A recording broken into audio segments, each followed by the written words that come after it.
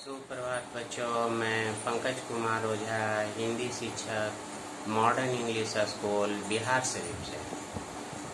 आज मैं अष्टम वर्ग के आप सभी विद्यार्थियों को आपके सहायक पाठ्य पुस्तक भारत की खोज से मैं पाठ 3 पढ़ाने जा रहा हूँ।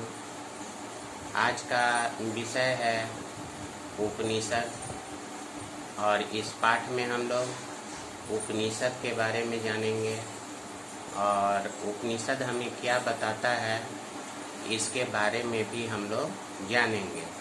आइए पाठ की ओर चलते हैं और विस्तृत रूप से महत्वपूर्ण बिंदुओं का अध्ययन करते हैं।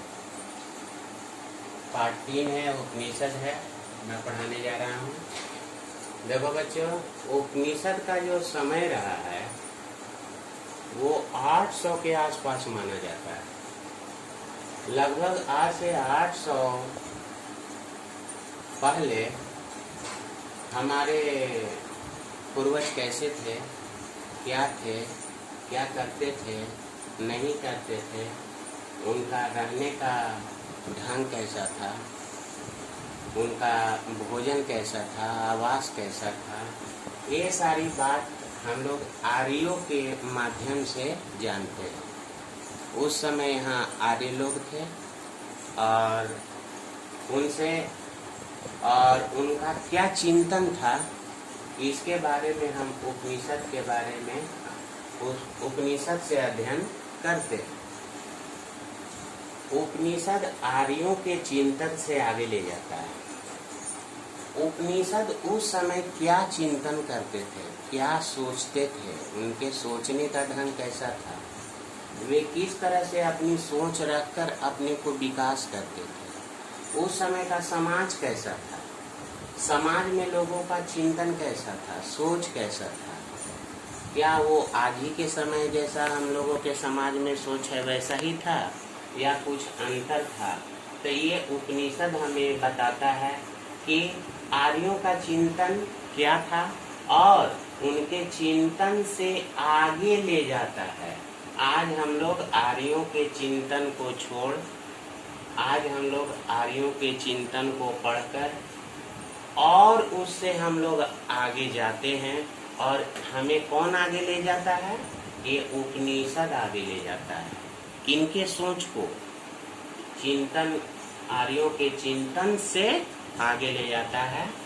जो वो सोचते थे उससे हम लोग अब आगे बढ़कर सोचते हैं और एक सभ्य समाज की रचना करते हैं। उपनिषद आपसी मतभेदों को दूर करता है। देखो, उपनिषद एक ऐसा ग्रंथ है बच्चों जिसको पढ़ने से समाज में जितने भी मतभेद हैं वो मतभेदों को यह दूर करता है। उस समय लगभग आज से 800 जो बताया जा रहा है आप लोगों को, उस समय लोगों में आपसी मतभेद खुद हुआ करता था। उनकी सोच आज की सोच की तरह नहीं थी। कुछ मतभेद ऐसे थे जिन्हें सुलझाया नहीं जा सकता था। कुछ रूढ़िवादिता थी, कुछ उन लोगों का अपना भी समाज था जिसे वो लोग छोड़ नहीं सकते थे। इसके लिए उपनिषद की रचना की गई। उपनिषद में ज्ञान की बातें बताई जाती है। जब व्यक्ति इसे पढ़ेगा तो ज्ञानी होगा और ज्ञानी होगा तो वो मतभेदों को दूर करेगा। वो समझेगा कि मतभेद होने का कारण क्या है और वो सारे मतभेदों को दूर करता है। तो उपनिषद हम लोगों को ये बताता है कि हमें किसी से मतभेद नहीं रखना चाहिए। मतभेद के जड़ में पहुंचकर उसको निराकरण करना चाहिए, तभी हम लोग सच्चे उपनिषदवाद होंगे और सच्चे उपनिषद को पढ़ेंगे। जादू टोने को अनदेखा करना। देखो बच्चों, आज से बहुत दिन पहले लोग जादू और टोना पर बहुत विश्वास करते थे, पर ये सब आज हम लोग नहीं मानते। ये सब किनकी सोच थी? आर्यों की सोच थी। जादू टोना, डायन, है ना, लोग कहते थे उसे डायन खा गया, डायन ने मार दिया, ये किया वो किया। जादू और टोना लगाने का काम करते थे। तो ये सब गलत बात है, आज तो हम लोग नहीं देखते हैं। तो ये उपनिषद जादू टोने को अनदेखा करता है। जादू टोना है क्या? कुछ नहीं। लोग कहते हैं भूत है, प्रेत है, डाइन है और कुछ है। कहाँ? आज तो हम लोगों को कुछ नहीं दिखाई देता है। तो ये क्यों नहीं दिखाई देता है? क्योंकि हम लोग उपनिषद पढ़ते हैं, उपनिषद से अच्छे अच्छे ज्ञान अर्जन किए हैं। तो आज हम लोग इसको नहीं मानते हैं। और जादू टोना कहाँ है कोई पता ही नहीं चलता है यार, है ना। तो उपनिषद हमें जादू और टोना, भूत प्रेत ये सब से बहुत दूर रखता है ना, दूर करता है। उपनिषद सच्चे ज्ञान की ओर ले जाता है। अगर बच्चे आप उपनिषद पढ़ेंगे तो उसमें ऐसी ऐसी बातें लिखी हुई है जो हमारे मन के अंदर छुपे हुए अंधकार को ज्ञान की ओर ले जाता है, एक जीवन को नई दशा व दिशा देता है, जिसे हम लोग सत्य की ओर चलना शुरू करते हैं और सच्चे ज्ञान को प्राप्त करके हम लोग एक सभ्य और सुसभ्य नागरिक बनते हैं। तो ये उपनिषद जो है ना, हमें सच्चा ज्ञान प्राप्त कराता है। तो इसलिए उपनिषद पढ़ना बहुत जरूरी है, क्योंकि सच्चे ज्ञान की प्राप्ति के लिए ही तो मनुष्य का जन्म हुआ है। अगर जन्म लेकर हम सच्चा ज्ञान नहीं रखेंगे तो हमेशा अंधकार में रहेंगे, और अंधकार में रहेंगे तो हमेशा भय बना हुआ रहेगा। उपनिषद की विशेषता सच्चाई पर बल देना है। देखो बच्चों, उपनिषद जो है हमेशा सच्चाई पर बल देता है, क्योंकि सत्य ही सभी जगह विराजमान है। हमेशा आप कहानियों वगैरह में पढ़ते होंगे असत्य पर सत्य की भी है।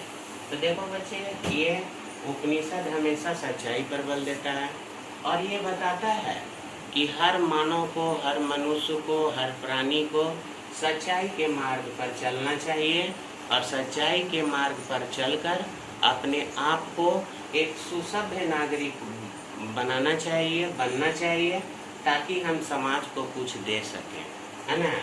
और ये सच्चाई की ओर हम लोगों को ले जाता है। तो इसलिए हम लोगों को उपनिषद पढ़ना जरूरी है। उपनिषद अंधकार से प्रकाश की ओर ले जाता है और मृत्यु से अमरता की ओर ले जाता है। देखो यहाँ पर कहता है उपनिषद अंधकार से प्रकाश की ओर ले जाता है। जब हमारे अंदर किसी प्रकार का कोई ज्ञान नहीं होता है तो हम अंधकार में पड़े रहते हैं। आगे क्या होगा, अब क्या होगा, क्या करना चाहिए, नहीं करना चाहिए। लेकिन अगर हम उपनिषद को पढ़ेंगे तो हम अंधकार से धीरे धीरे निकलकर आगे आएंगे, प्रकाश की ओर आएंगे, हमारा जीवन धन्य हो जाएगा। मृत्यु से अमरता की ओर ले जाता है। इस धरती पर जो भी जन्म लिए हैं एक न एक दिन तो मरना ही मरना है, लेकिन क्यों ना हम मृत्यु को अमरता में बदल दें, ताकि अगर हम मर जाएं तो भी दुनिया हमें याद रखे। तो इसके लिए क्या करना होगा? एक सच्चे ज्ञान को प्राप्त करना होगा, और ये सच्चा ज्ञान तभी आएगा जब हम उपनिषद का अध्ययन करेंगे, उपनिषद के बारे में पढ़ेंगे, उपनिषद के बारे में जानेंगे। तो बच्चों, उपनिषद अंधकार से प्रकाश की ओर ले जाता है और मृत्यु से अमरता की ओर ले जाता है। उपनिषद स्वस्थ शरीर में और अनुशासन में बसता है। देखो बच्चों, जो उपनिषद पढ़ते हैं वो दिल और दिमाग और शरीर से भी स्वस्थ होते हैं, क्योंकि हमें ये इतना ज्ञान दे देता है कि इससे हम लोग अपने शरीर पर नियंत्रण रखते हैं और शरीर भी स्वस्थ रहता है, मन भी ठीक रहता है, दिल और दिमाग भी ठीक रहता है। और उपनिषद को पढ़ने से और अध्ययन करने से एक बात और होती है, व्यक्ति हमेशा अनुशासन में रहता है। तो जो व्यक्ति अनुशासन में रहेगा और अनुशासन में रहकर सारे कार्यों को करेगा तो निश्चित रूप से हमारा समाज, हमारा देश जरूर तरक्की करेगा और वह मनुष्य भी तरक्की करेगा और सच्चाई के मार्ग पर चलेगा। कभी वो बुरे रास्ते पर चल ही नहीं सकता है। इसलिए बच्चों उपनिषद का अध्ययन करना जरूरी है और ये उपनिषद हम लोगों के महत्वपूर्ण बातों को बताता है। अभी आप सभी बच्चों ने इस उपनिषद के बारे में पढ़े हैं और समझे हैं। ये जो महत्वपूर्ण बिंदु हैं इन्हें आप लोग अपनी उत्तर पुस्तिका में लिख लेंगे और इस पाठ से कुछ प्रश्नों को मैं आपको हल करने के लिए दूंगा, जो आप हल करके बताएंगे और इसके बाद मैं अगला पाठ आपको पढ़ाऊंगा। तब तक के लिए धन्यवाद। आपका दिन मंगल।